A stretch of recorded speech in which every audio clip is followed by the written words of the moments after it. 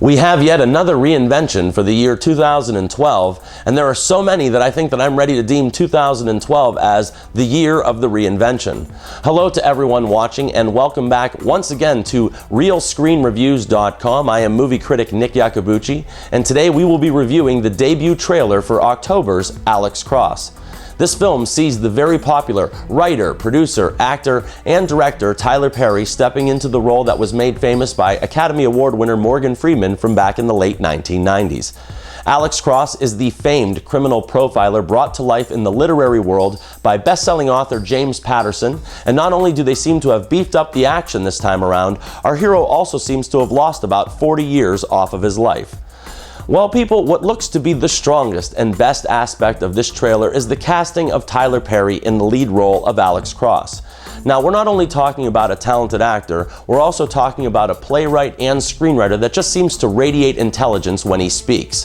From what I saw in the 2-minute and 30-second preview, the character of Alex Cross needs to be brought to life by someone that can hold the audience as much with his words as he can with his brawn.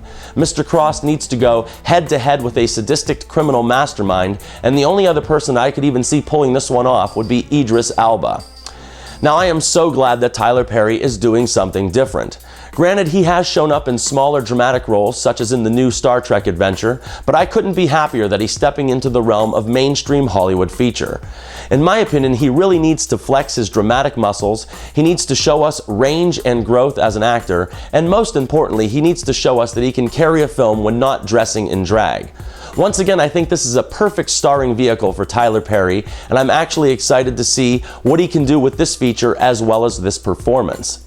This film, Alex Cross, also sports one hell of a talented cast. You have Edward Burns, John C. McGinley, Jean Reno, Giancarlo Esposito, and the legendary Cicely Tyson, and all of them are showing up to try and bring solid work to this film. However, something else that stood out to me while watching this trailer was the film's villain portrayed by Matthew Fox. Now, Matthew Fox seems to have lost weight and gained all of the qualities of pure evil, as well as a merciless and sinister behavior.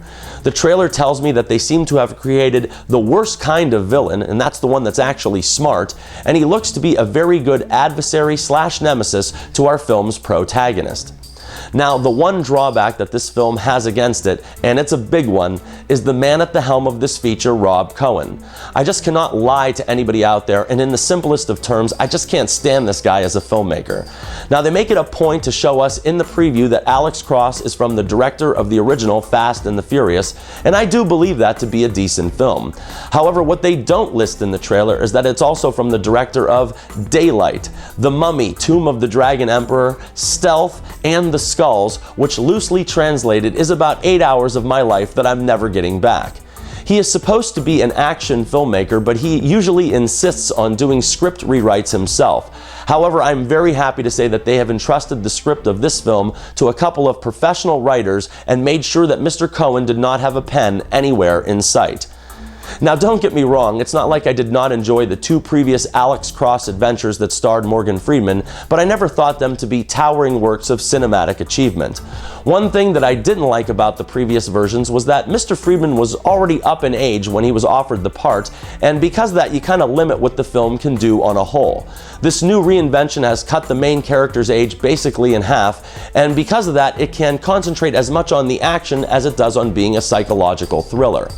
All in all, the film looks rather intriguing, and if the two leads square off half as well in the full-length feature as they do in the 2-minute trailer, well, this should be one entertaining film. Once again, I do have reservations with the man that seems to helm more bad movies than good, but I'm hoping that Tyler Perry was smart enough to align himself with a quality feature to break him into Hollywood's mainstream. We will all have to wait and see whether this is the start of a successful franchise, or if this is the next 2 hours of my life that I'm not getting back. And remember, people, I'm not always right, but only when it comes to the movies, and thank you for your attention.